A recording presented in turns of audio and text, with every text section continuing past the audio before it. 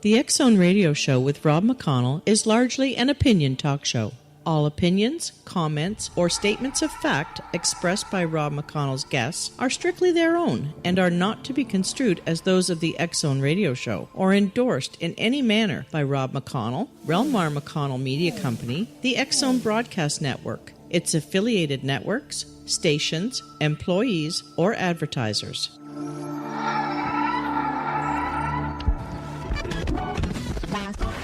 All Hit Radio.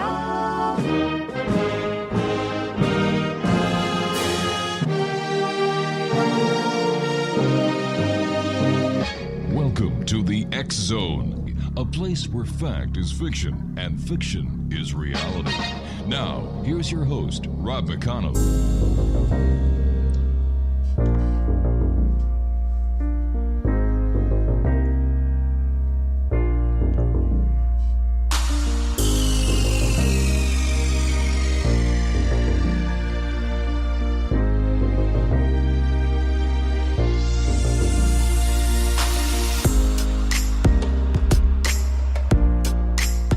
And good evening, one and all, and welcome to the X Zone. I am Rob McConnell, and for the next 4 hours, I'm your host and your guide as together we cross the time-space continuum to this place that I call the X Zone. It's a place where people dare to believe and dare to be heard. It's a place where fact is fiction and fiction, well, 9 times out of 10 is reality. And if you'd like to send us an email, it's very simple, xzone@xzoneradiotv.com. On MSN Messenger and all systems, including Facebook and so on and so forth, it's X Zone Radio TV. And to find out more about the X Zone Broadcast Network, our broadcast schedule, visit www.xzbn.net. And for the Simul TV broadcast schedule on Channel 19, which is the X Zone TV channel, www.simultv.com. Exonation, my guest this hour is Michael Masters. He is a professor of biological anthropology at Montana Tech in Montana. He received a Ph.D. in anthropology from the Ohio State University in 2009, where he specialized in hominin evolutionary anatomy, archaeology, and biomedicine. Over the years, Dr. Masters has developed a broad academic background, which began studying physics and astronomy at Ohio University in Athens, Ohio, with further undergraduate and graduate course work in astrobiology, statistics, astronomy, and physics, with a review of developments in modern physics regarding our ever-evolving understanding of time and time travel. Collectively, Dr. Masters' background, education, and current research program combines offer a unique perspective and a novel approach to understanding unanswered questions pertaining to widely recognized yet poorly understood aspects of the modern global culture. His website, idflyobj.com. And Dr. Michael Masters, welcome to the X Zone, sir. Thank you so much. It's great to be here. Where did your interest in the topics that you've written about in your book, and, well, let me ask you at this point blank. Have you seen a UFO? No, unfortunately, I have not. I kind of regret that, actually. I would love to have seen and obviously been aboard and meet the individuals that pilot these incredible aircraft, but no, I have not. My interest started because my father saw one a very, very long time ago, and just listening to him recount the experience and describe what he had seen, it sort of piqued my interest, and especially after he bought a book that had sort of the standard gray alien figure on the cover. I sort of had this moment where I sort of saw that in the context of us now and sort of a chimpanzee-like creature, and it sort of solidified this possible connection in my mind, and just been researching it ever since, and studying anthropology, and especially as a paleoanthropologist, I really got to delve deep into the anatomy and the morphology and the cultural changes that have taken place over long-term human evolution. So let me ask you this, Doctor. In your expert opinion, are UFOs real? I, having not seen one, it's hard to say from an objective standpoint. But after reading the testaments of others and, hearing what my father described so many years ago, I certainly believe that it is a real phenomenon, and especially after studying the context of human evolution and the past trends that we've experienced especially in our craniofacial morphology, our brain growth and our facial retraction, right, specifically. If those were to continue long into the future, we would, really come to look something very much like that quintessential gray alien form. So the pieces sort of fit together more for me in the context of time travel and human evolution. I see a lot of problems with the idea of extraterrestrials, just the unlikelihood of humanoid beings evolving on a separate planet to look just like us, to be bipedal, upright, standing and walking, symmetrical humanoid beings with 5 fingers and toes and eyes, nose, mouth in the same position. So yeah, I definitely believe in the phenomenon. I believe people who have experienced these things and who have been abducted are telling the truth. I just don't adhere to the extraterrestrial hypothesis per se. So why is time travel explanation for the UFO phenomenon more logically and more easily supported? Well, I think most importantly, it's a testable hypothesis. We could scour the skies, the heavens for millennia and never find anything, and still have that question: is there something else out there? And don't get me wrong, I certainly believe that life has evolved on other planets. It happened here on Earth pretty much as soon as it could have, with dry land and water.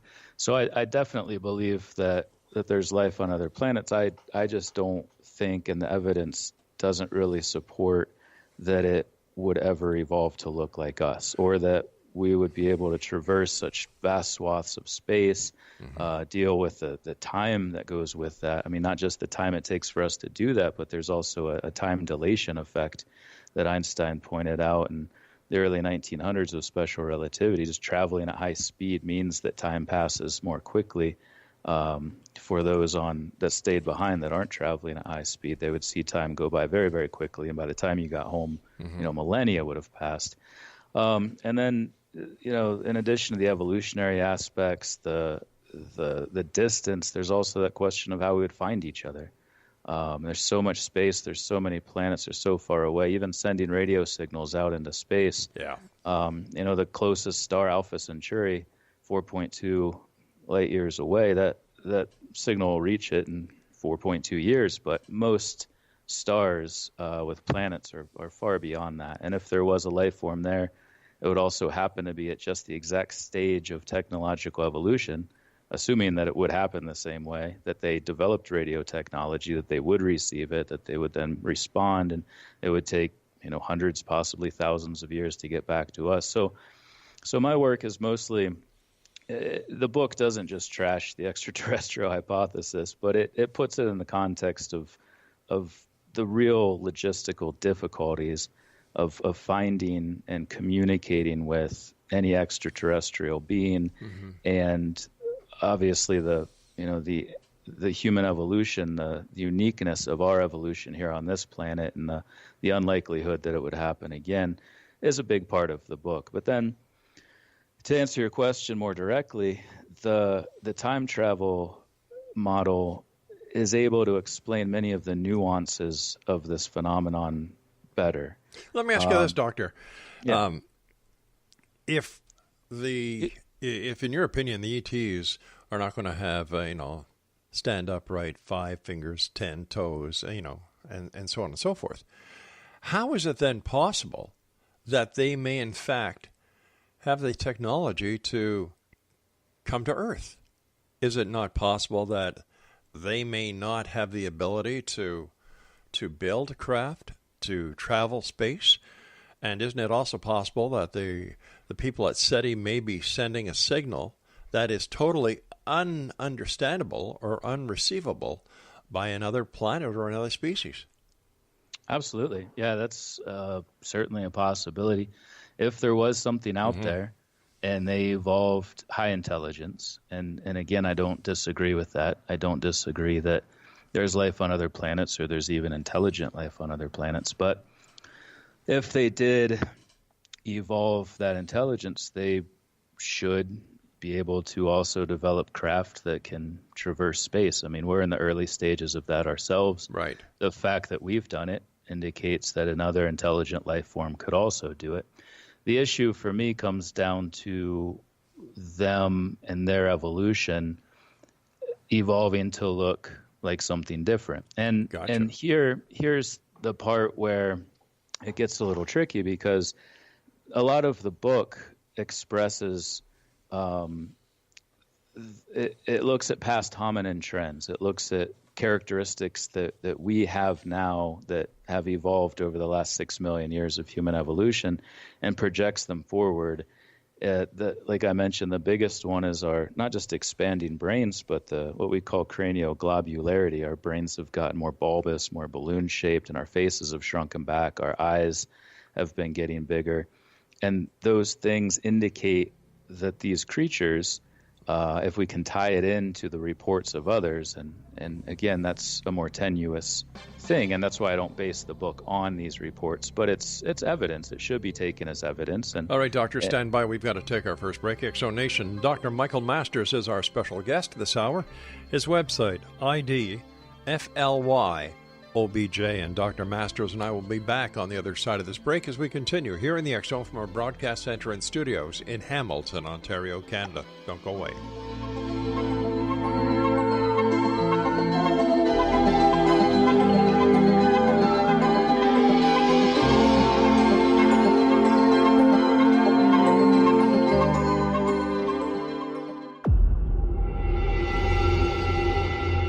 Whether you're a skeptic or a believer, join me, Rob McConnell, as together we'll investigate the world of the paranormal and the science of parapsychology here on the X Zone Radio TV show on XZBN and the X Zone TV channel on Simul TV.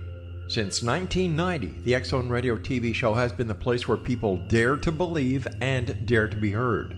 Together, we'll investigate UFOs, aliens, ghosts, Bigfoot, psychic phenomenon, lake monsters, conspiracy theories, government cover-ups, the truth embargo, alien abductions, ESP, haunted locations from around the world, and so much more. With over 28 years of broadcasting and more than 4,500 individual guests, the X Zone is truly a place where fact is fiction and fiction is reality, as evidenced by the credibility, integrity, and professionalism of the guests that we bring to our international audience. If you have seen a UFO, had a close encounter, seen a ghost, Bigfoot, lake monster, or a story that you would like to share or have investigated, contact me, Rob McConnell, by sending me your email to xzone@xzoneradiotv.com, or you can call toll-free 1-800-610-7035, extension 143, and on Skype, X Zone Radio TV. For more information on the X Zone Radio TV show with yours truly, Rob McConnell, visit www.xzoneradiotv.com or www.xzonetvchannel.com or simultv.com and xzbn.net. Until next we meet here in the X Zone from our broadcast center and studios in Hamilton, Ontario, Canada, always remember, X Zone Nation, keep your eyes to the sky and your heart in the light.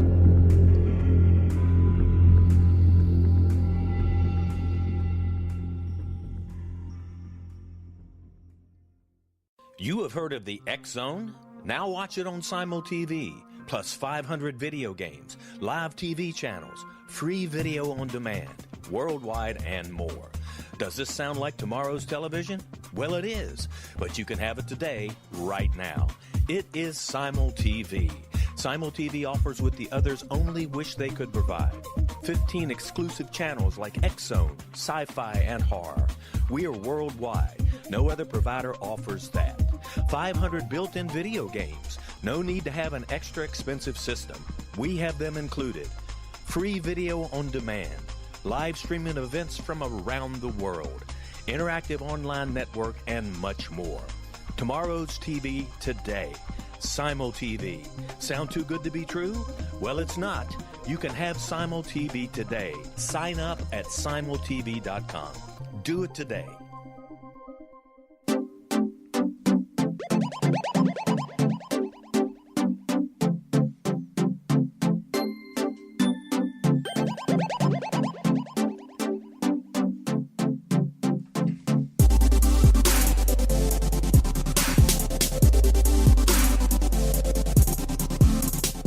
Welcome back, everyone. Dr. Michael Masters is our special guest. His website is www.idflyobj.com.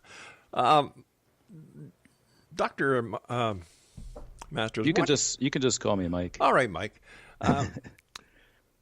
What happens if, hypothetically here, we humans on this planet are the most advanced planet in the area? Like, let's say creation started here and everything else is beneath us when it comes to the evolutionary maturity of a planet and a species. How would we explain the UFO phenomenon then? Time travel. I mean, I think even in the context of other planets with other intelligent life forms, it's still self-contained. I think it's still an earthly phenomenon.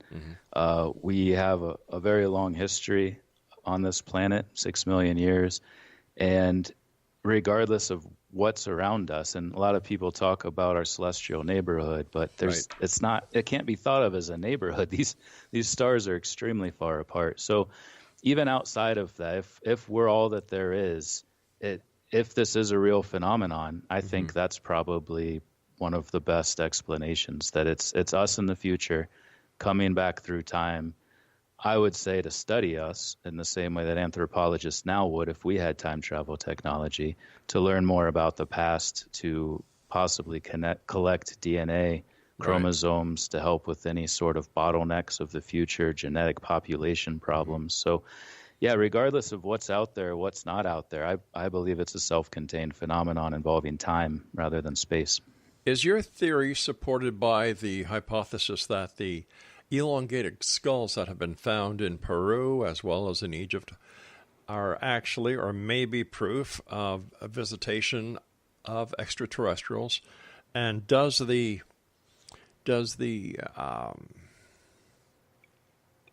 evolutionary tract with those elongated skulls, does that match your theory? I definitely write about what we call intentional cranial modification, cranial boarding. There's lots of different names for it depending on the culture that was doing it. But yeah, I write about that a lot in the book. And it could be an example. If you think about traveling backward in time, just showing up there, regardless of what you're doing, you are going to elicit some response in the people that exist in that time. It's undeniable. How that gets encapsulated in those cultures is probably going to be different depending on the culture, depending on their level of technology, their own state of advancement as it comes to civilization and whatnot. So yeah, there's definitely the possibility that these intentional cranial modification situations are people modifying their children's skulls to look more like what I refer to in the book as extraterrestrials, travelers of time, aliens of time, if you will. And not that they were these individuals themselves. Clearly, this is just a case of modifying a child's skull, but it could be sort of an homage to that. And there's even some ethnographic evidence of that. There's some studies where cultural anthropologists have asked, this is still practiced throughout the world. People are still doing this in certain cultures. And they ask, why are you doing this? And they say, because we're instructed to by the gods. Our ancestors were told to do this by the gods. And it, it's not obviously not proof, but it's some indication that there may have been some cross-temporal influence where they're trying to look more like these individuals from the distant future. Okay, let's take that hypothetical situation one step further. People come back from the future to visit us for whatever reason, probably because we're a loony bin at this point of our evolution, and they wanted to see what was happening with Judge Kavanaugh and Dr. Ford today on Capitol Hill. certainly. Because of that, there's a big sign somewhere past the moon that says, "And Earth ahead, turn around." Is there any proof or any evidence to substantiate the claim that time travelers from the future have actually come back in time? As far as evidence, I mean, that's what the book is about. It may seem a little, I don't know, presumptuous, I guess, to name your book "Identified Flying Objects." But I really do feel that this text lays out a very strong case for that. And your question makes it hard to pinpoint one specific instance of evidence, because there's a lot of evidence that's sort of brought together under this model. As far as actual instances, there was a situation in, I believe it was 1980, in the Rendlesham Forest in England. Sure, with Colonel Holt. Yeah, and a fellow named Jim Peniston, reports that he touched this craft, and he was told, we're time travelers. We are from the future, and we're coming back. And I think I actually was just made aware of this recently, fortunately, as I was doing the final edits on this book, so I could incorporate this into sections specifically about population genetics. But he was even told that there's problems with reproduction in the future, sort of a stagnant gene pool, so to speak, and that they were coming back to collect gametes. And if you look at abduction reports, so many of them involve, sperm being extracted from men, eggs being taken from women. Now, I think we should put the word alleged. Alleged, absolutely. Yeah. And I'm very careful about this in the book, too, is these are reported cases. Yes. And like I said earlier, the book doesn't hinge on that at all. Right, I understand. I don't think we should ignore these things.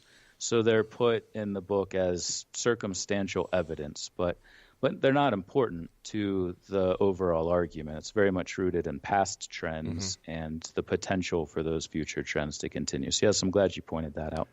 But, Jim Peniston's situation, if we can consider that as something that did indeed happen, would be a case of evidence. I understand there's a problem between Holt now and Peniston, when it comes to what was said, how it was said, and the validity of the statements being made at the time. I'm not aware of that, but I definitely would not doubt it. Given how contentious the issue was and how much drama surrounded it, I could definitely understand how that would continue. Let me ask you something, Dr. Mike. What physical aspects of UFOs would seem to suggest that they have the ability to warp space-time? Well, if you look at the physical form of these craft, obviously there's variation among them. There's a lot of different reports, but generally speaking, they tend to have sort of this saucer shape, disc shape. And if you look at the history of research into the actual physics of time travel, most of them involve cylinders, discs, more recently copper spheres. So there seems to be some aspect of rapid rotation of a massive or highly energetic body that's able to warp space-time, but more specifically reorient light cones toward the past. And light cones, for those that may not be familiar, are just all of the possible things that can happen in reality with the speed of light as the limit. There's nothing can go faster than that, so a light cone is sort of all of the things contained within our future as we move forward. And if you're able to reorient these light cones backward toward the past, it allows you to move backwards through it. And at the moment, in our specific position and time, this is largely theoretical, but based on the research that has been occurring with Gödel and Tipler and a number of others, and then into modern physics and the aspects of quantum physics, and there's still a lot of researchers looking at this rapid rotation and light as a factor in the equation. So if you look at the physical form of these reported UFOs, they seem to have the characteristics of something built to reorient light cones toward the past, to warp space-time in such a way that this would be possible. If nothing in the future is set, according to many who talk about time travel and future and so on, is it possible that one day one of these time travelers, if they do indeed exist, come to this time in our planet, do something in the future that would alter our present, therefore, annihilating this portion of the space-time continuum? That is a contentious issue in most of the UFO community. How much time do we have before the break? Because it's kind of an involved answer to that. All right, so why don't we do this? We're going to hold off because we have about a minute left before the break. And Exonation, our guest this hour is Dr. Michael P. Masters. He's a professor of biological anthropology at Montana Tech in the state of Montana. He received a Ph.D. in anthropology from Ohio State University in 2009, where he specialized in hominin, evolutionary anatomy, archaeology, and biomedicine. His website, www.idflyobj.com. The name of his book is Identified Flying Objects. And the good doctor and I return on the other side of this break as we continue here in the X Zone from our broadcast center and studios in Hamilton, Ontario, Canada. Don't forget, you can get this month's edition of the X Chronicles newspaper with our compliments at www.xchroniclesnewspaper.com. And you're watching us around the world right here on the X Zone TV channel on Simul TV.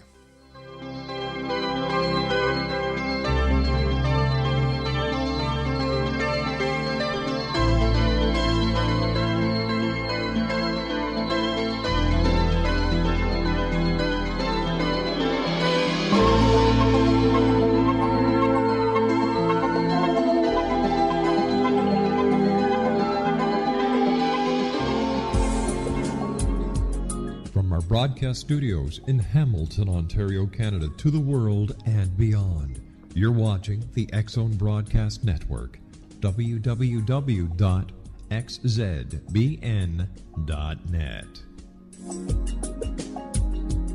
AVS Media Den. You have heard of the X Zone? Now watch it on Simul TV, plus 500 video games, live TV channels, free video on demand, worldwide, and more. Does this sound like tomorrow's television? Well, it is, but you can have it today, right now. It is Simul TV. Simul TV offers what the others only wish they could provide. 15 exclusive channels like X Zone, sci-fi, and horror. We are worldwide. No other provider offers that. 500 built-in video games. No need to have an extra expensive system. We have them included.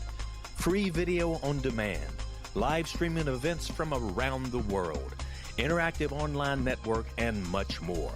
Tomorrow's TV today. Simul TV. Sound too good to be true? Well, it's not. You can have Simul TV today. Sign up at simultv.com. Do it today.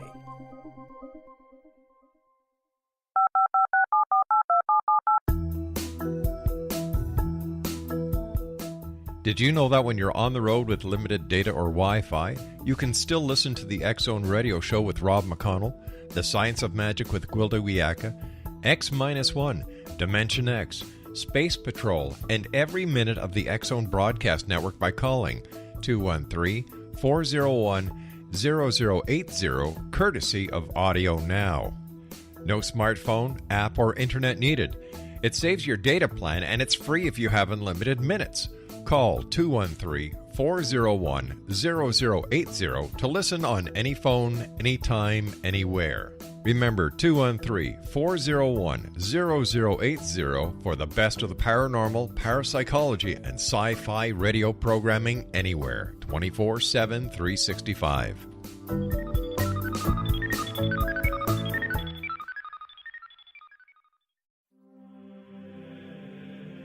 Rob McConnell here, presenting an overview for Nicholas Paul Jennings, author of a fascinating book, Amen. It presents facts revealed by Egyptologists, facts that enable us to understand why Amen is the beginning of creation of God. It provides recommendations for religious leaders of the major religions to unify their beliefs and teach the Word of God, love one another. Amen informs people how mankind conceived God. It was the Egyptians that developed the concepts of a soul, a hereafter, and Son of God. And finally, after the worship of many gods, they conceived the belief in one universal God, the maker of all there is. For more information, visit www.futureofgodamen.com. That's www.futureofgodamen.com.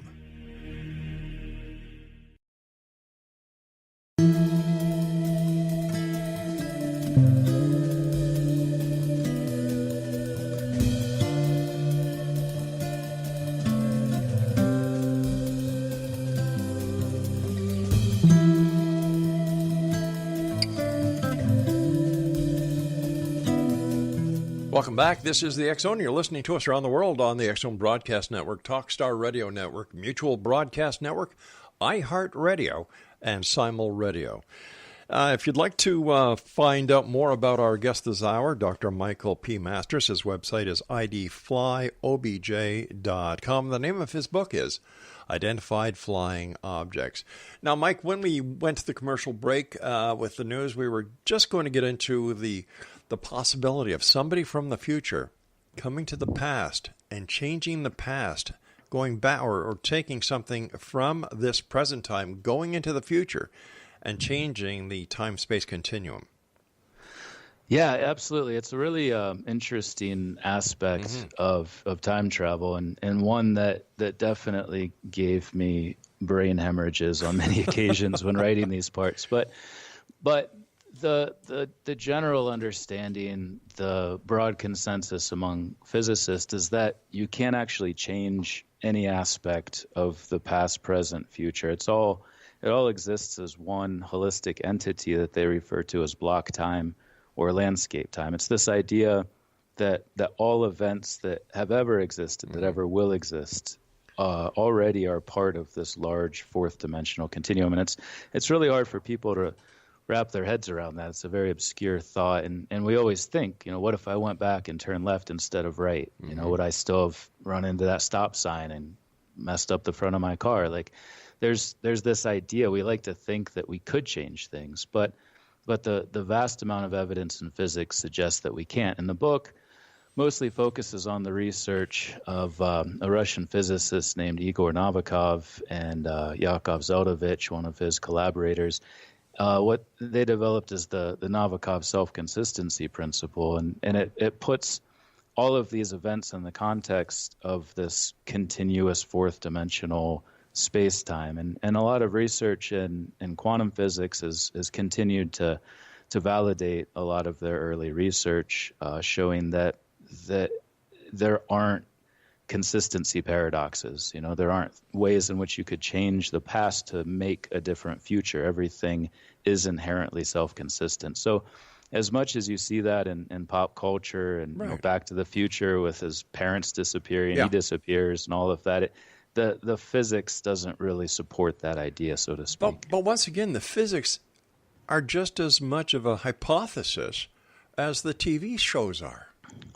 Well, physicists would probably disagree with that. Well, they're physicists, and I'm sure the people in Hollywood would disagree with the physicists.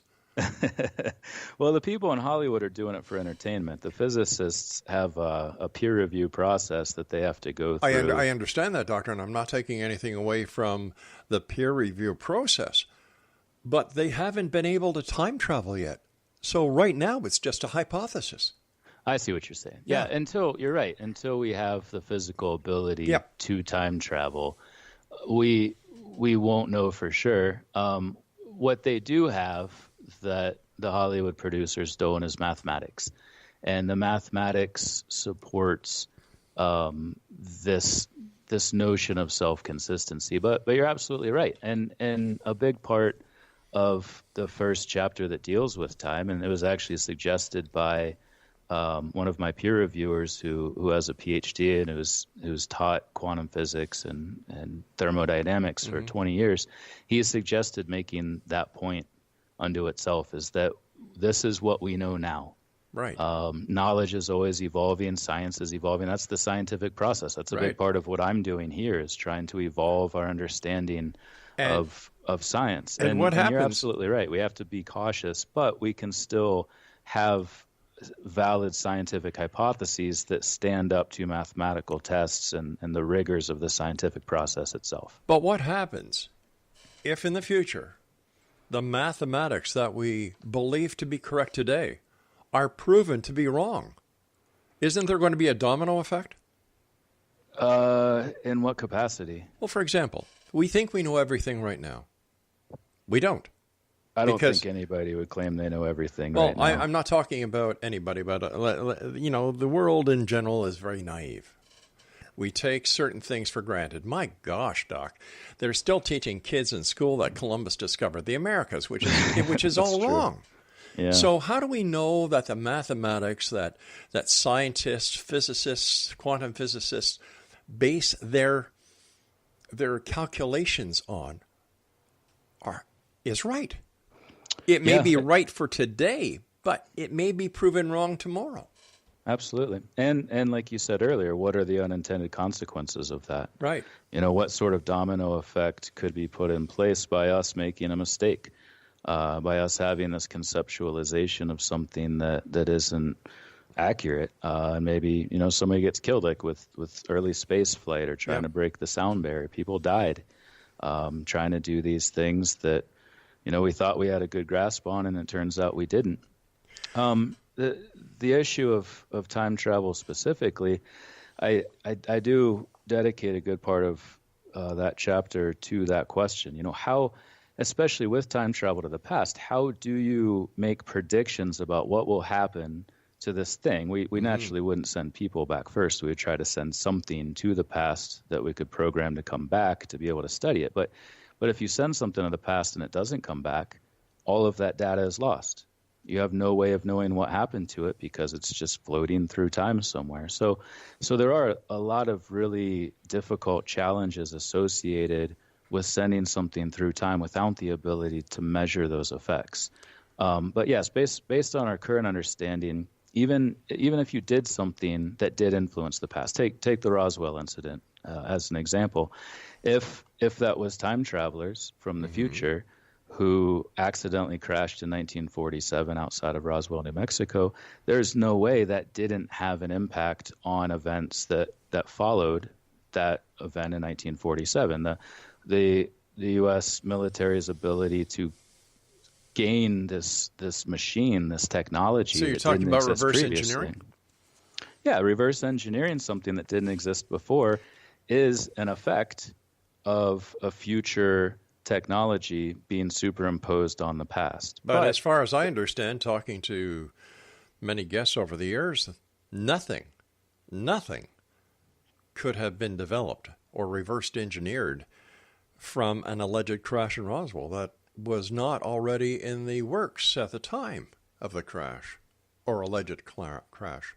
Right. Yeah, I don't know about that. I'm talking as a hypothetical. Oh, I see. If that had happened and it was from the future, that before that event, maybe we were already researching things, maybe we weren't. I don't know. Very few people do know. But after that, if it was someone from the future, a group of individuals from the distant future visiting the past, accidentally crashing, the events that follow that leading up to the time when that crash or when those individuals left from the future to crash in the past again is what's referred to as a closed time-like loop.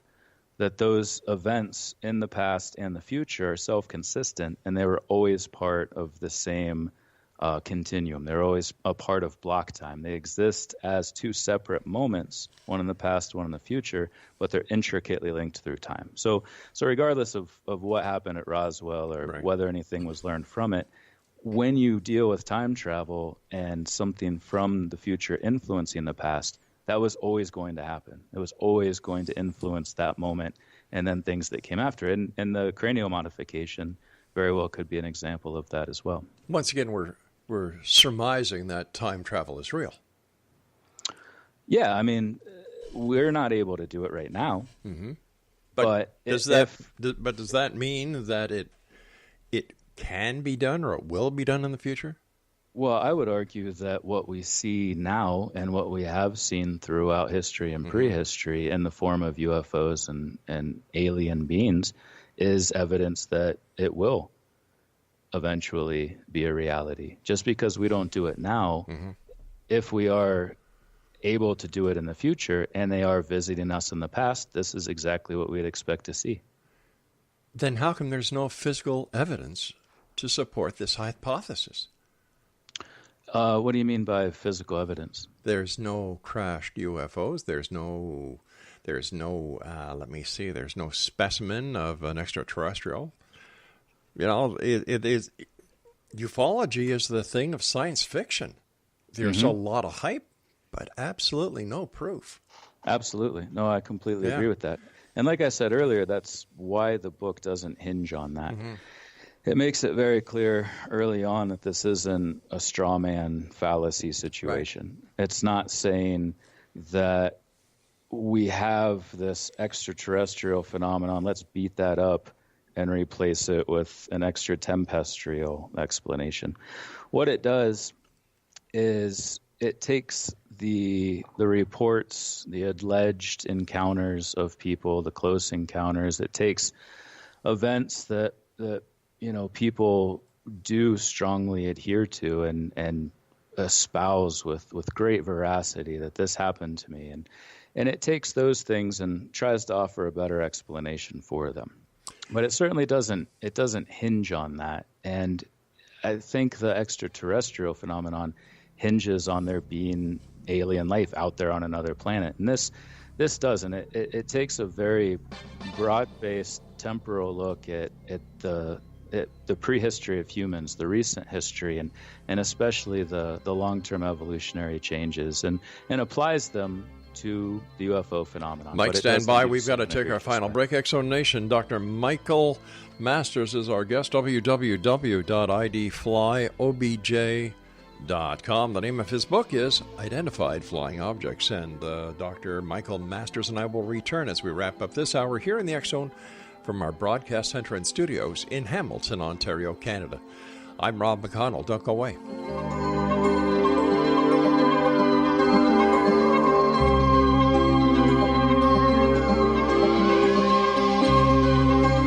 You have heard of the X Zone? Now watch it on Simul TV, plus 500 video games, live TV channels, free video on demand, worldwide, and more. Does this sound like tomorrow's television? Well, it is, but you can have it today, right now. It is Simul TV. Simul TV offers what the others only wish they could provide. 15 exclusive channels like X Zone, Sci-Fi, and Horror. We are worldwide. No other provider offers that. 500 built-in video games. No need to have an extra expensive system. We have them included. Free video on demand. Live streaming events from around the world, interactive online network, and much more. Tomorrow's TV today. Simul TV. Sound too good to be true? Well, it's not. You can have Simul TV today. Sign up at simultv.com. Do it today.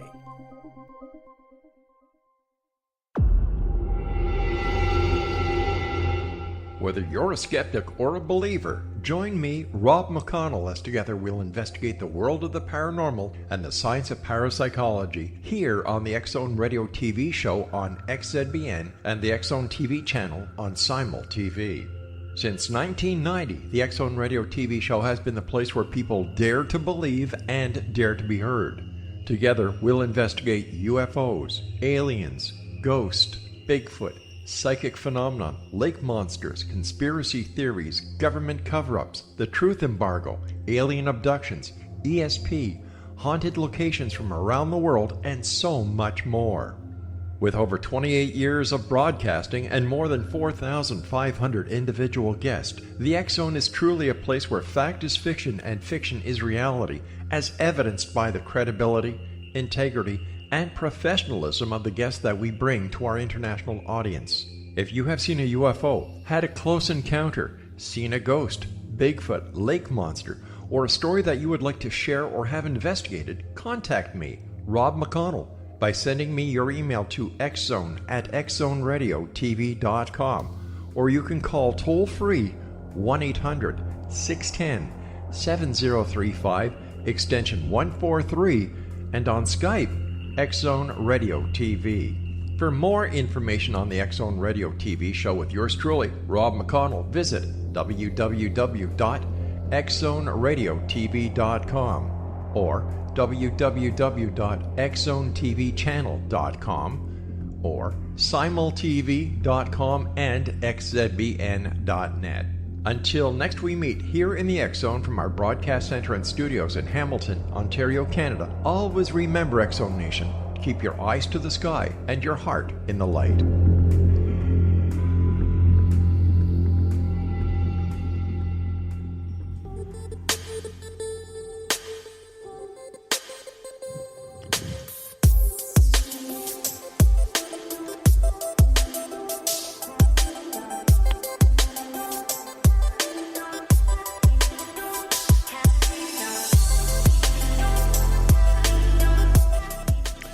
Excellent Nation, our guest this hour is Dr. Michael Masters. His website is www.idflyobj.com. Now, the book that we're talking about, Identified Flying Objects, will not be out until March of 2019. So if you'd like to keep track of the publishing date of the book, when it'll be totally available, once again, visit Dr. Masters' website at idflyobj.com. obj.com, and once the book is published, it will be available Amazon.com as well as all the other online and brick-and-mortar bookstores. Michael, great having you with us. I love the way that you think. And let me ask you this. Why is it so important to keep this scientific debate and to avoid speculation and unfounded claims? I think there's sort of been a blurring of lines in the recent past. Mm-hmm. The science and belief have sort of been melded into one. Yeah. And I think it's important to draw a distinction between the two. And this has come up in our conversation tonight quite a few times, that there are things that we know. Mm-hmm. There are things that we tangibly can know that have been proven with scientific rigor many, many times with experiments, observational studies, and then there's just simply things we can't. And what I'm trying to do is bring a little more scientific fastidiousness and evidence-based abductive logic and reasoning to the UFO phenomenon, but still recognize that there are unanswered questions, and especially, as you pointed out earlier with regard to the mechanisms of time travel and how we physically do this. We can't know yet. If these UFOs are time travelers, if these are extraterrestrials from our future, mm-hmm. they could at any point fill us in on that. So we could possibly learn beforehand. But regardless, the idea is testable in the sense that time itself will test it. As we go deeper into the future, if we end up inventing time machines and we have bigger, more bulbous heads and smaller faces and bigger eyes, and we're going back picking people up, anal probing them and taking semen and skin samples and everything else, then it's pretty good evidence that it was us all along. But you see, that to me doesn't make sense.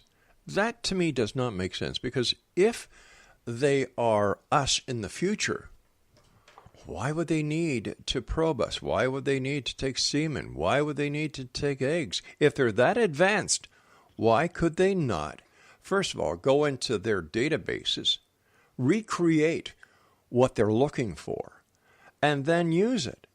Because if they are so advanced, wouldn't our physiology not work with theirs? Well, you're making the assumption, though, that humans will be infinitely advanced. Just because we can bend time and space doesn't mean that we'll be able to solve all problems that ever confront humans. What if we nuke each other in the next 10 years? We sort of reset the clock a little bit and we start things over. What if all major forms of information and data are lost? Well, let me ask you that. That's an interesting scenario. If we were to nuke ourselves to the point of total annihilation, would that not kill the future? It would indeed. If every human being on Earth died, mm-hmm. that is very good proof that this hypothesis is wrong. because hell of a way to prove it. it hinges on us continuing to exist in the future and continuing the same technological and cultural advancements that we've had, continuing the same 6 million year old trends in our craniofacial anatomy, mostly tied to our bipedalism. So yeah, absolutely. The likelihood that a nuclear blast will annihilate every human is pretty low. But you know what that would do is it would create a genetic bottleneck. And if, going back to Jim Peniston, whether or not, that actually happened and whether or not his account is true, there are instances of genetic bottlenecks in human history. As recently as 7,000 years ago with the Neolithic, you had all of these patriarchal tribes killing each other, and we had a reduction in the frequency of Y chromosome variation simply because of these broad-based wars that stem from agriculture, and that led to genetic homogenization across humans ever since. And if those types of events continued into the future, Jim Peniston's claim about coming back in time to get new gene variants would make a lot of sense. And again, the book doesn't hinge on that, but there's a lot of things about humans that are a little precarious, and especially with our past wars and just aggression toward one another and constructing the other for no reason whatsoever other than to kill people because we clearly love it. There's a lot of reasons why we could lose what we have now and have to sort of go back to the past to find out what we used to be like. And as an anthropologist now who's done digs all over the world, and I worked at a Neanderthal site in France, an Australopithecine site in South Africa. Our only way to get this data was to dig down through the earth, to dig through the dirt to get it. If we could just spin back time and go back and pick these guys up, and we would do the exact same things that are reported in these abduction accounts. There's tempting parallels there. There's really tempting parallels between what I would do as a paleoanthropologist and what is being recounted in these instances of abductions. There are those in today's society who believe that there are multiverses, there are multi-dimensions. If, in fact, there are multiverses and multi-dimensions, how does this affect the time travel hypothesis? It doesn't. Essentially, what I'm talking about is multidimensional travel. I mean, coming from the future into the past is traveling through the fourth dimension. But what happens if there's more than 4 dimensions? Then that's for somebody in a different dimension to figure out. I'm in this one. I only know this dimension. Physicists only know this dimension. I'm not at all discounting the work of very prominent physicists who adhere to the idea of multidimensionality, string theory, and so on and so forth. All I'm talking about is these 3 dimensions of space and continuity among this one dimension of time. In the big picture, the big scheme of things, how is the study or the investigation into time travel, quantum physics, and multi-dimensions, multiverses have a positive effect on humanity right now? That's a really interesting question. I don't know if it does. Most people don't care about time.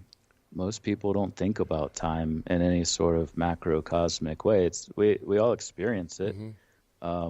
St. Augustine wrote about this in the 1600s, that it governs everything we do, but we also don't care to think about it or really posit what it means in the grand scheme. So, I mean, even physicists struggle with this. They realize that all moments in their immediate future are already going to happen the way they were going to happen. Spilling coffee on your pants at work next week, or your grandma dying in a couple of months. So really our perception of time, the way we deal with it in a day-to-day capacity versus how it's understood in the realm of physics and quantum physics specifically, I don't think it'll really impact us at all, positively or negatively. It's kind of something that we ignore. Would I be correct in then comparing modern-day physicists and learned people like yourself as modern-day philosophers as well? Philosophers would probably be pissed about that statement. Yeah, well, I've got a habit of pissing off people all over the place. There you go. Yeah, no, I actually, I'm on a social network for academics called ResearchGate, and I asked a question along the lines of free will and determinism, and it blew up. You had the physicists not really on one side, but they were pitted off against philosophers on the other side, and there's the metaphysical, existential, physical. It's something that's going to take a while to really nail down. There's no doubt about that. And like I said, my peer reviewer did well to inform me that that there should be an opening paragraph about how we just can't really know about time until we truly understand it. But I would argue that the UFO phenomenon, loosely speaking, could be considered evidence that we will eventually figure out time and the logistics, the mechanism of backward time travel. Would you then say that coincidences and synchronicities could be a possible doorway to those who have problems with the time travel scenario to take a second look at these synchronicities and coincidences in their life? Yeah, maybe. I mean, there's a lot of applications, to people's individual lives, and really, it's been eye-opening for me. I mean, my background, my Ph.D. is in human evolutionary anatomy and archaeology and biomedicine. So learning so much about the way time works has really given me new insights on life, and I live my life differently because of it. I feel like I understand things or see things or appreciate moments more than I used to, just simply because of this new awareness of time. Well, speaking about time, Doctor, you and I have to say so long because our time is up for tonight. You are more than welcome back anytime, sir. It's been a great pleasure talking to you. Continued success. And we all look forward to reading your book when it comes out next March. And once again, the Exonation, the name of Dr. Master's book is entitled... Got your pencils? All right. Identified Flying Objects, and his website is idflyobj.com. Good night, Doctor. Thank you so much. I appreciate you having me. My pleasure, sir. And we'll be back on the other side of this break as we continue here in the X Zone from our broadcast center in Hamilton, Ontario, Canada. I'm Rob McConnell. Don't go away.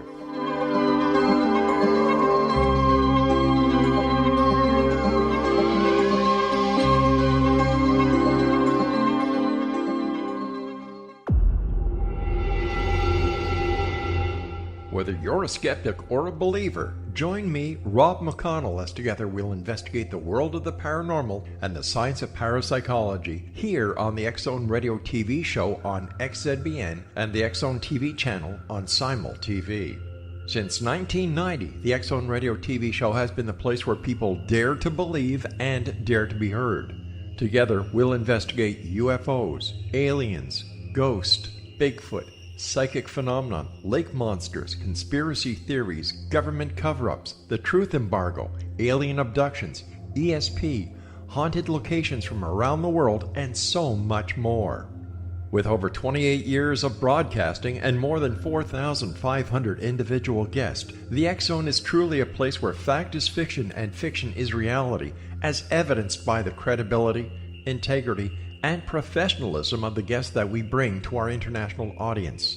If you have seen a UFO, had a close encounter, seen a ghost, Bigfoot, lake monster, or a story that you would like to share or have investigated, contact me, Rob McConnell, by sending me your email to xzone@xzoneradiotv.com, or you can call toll-free 1-800-610-7035, extension 143, and on Skype, X Zone Radio TV. For more information on the X Zone Radio TV show with yours truly, Rob McConnell, visit www.xzoneradiotv.com or www.xzonetvchannel.com or simultv.com and xzbn.net. Until next we meet here in the X Zone from our broadcast center and studios in Hamilton, Ontario, Canada, always remember, X Zone Nation, keep your eyes to the sky and your heart in the light.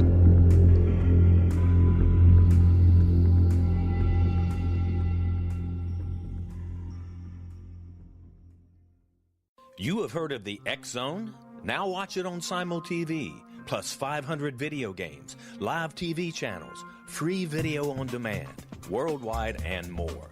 Does this sound like tomorrow's television? Well, it is, but you can have it today, right now. It is Simul TV. Simul TV offers what the others only wish they could provide. 15 exclusive channels like X Zone, sci-fi, and horror. We are worldwide. No other provider offers that. 500 built-in video games. No need to have an extra expensive system. We have them included. Free video on demand. Live streaming events from around the world. Interactive online network, and much more. Tomorrow's TV today. Simul TV. Sound too good to be true? Well, it's not. You can have Simul TV today. Sign up at simultv.com. Do it today.